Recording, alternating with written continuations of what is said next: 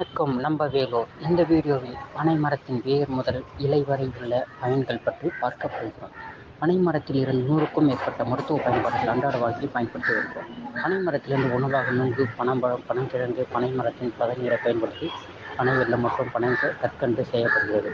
இயற்கையின் கொடையாக நம் பனைமரம் இருக்கிறது.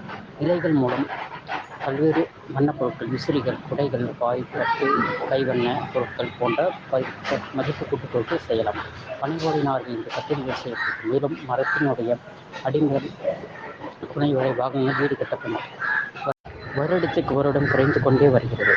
தமிழகத்தில் பல்வேறு விதமான புயல்கள் வந்த போதும் பனைமரம் மட்டும் சாயாமல் நெஞ்சை நிமிர்த்தி நிற்கிறது. பனைமரத்தின் வேரானது ஆணிவேர் என்று கூறுவார். மண்ணின் ஈரப்பதத்தையும் நீரையும் சேமித்து வைப்பதால் பனம்பழம் விழும் காலங்களில் முடிந்தவரை பனம்பழங்களை எடுத்து வந்து நடவு செய்து பனை மரங்களை திருக்குவோம். இயற்கை வணங்கி நன்றி செலுத்துவோம். நன்றி.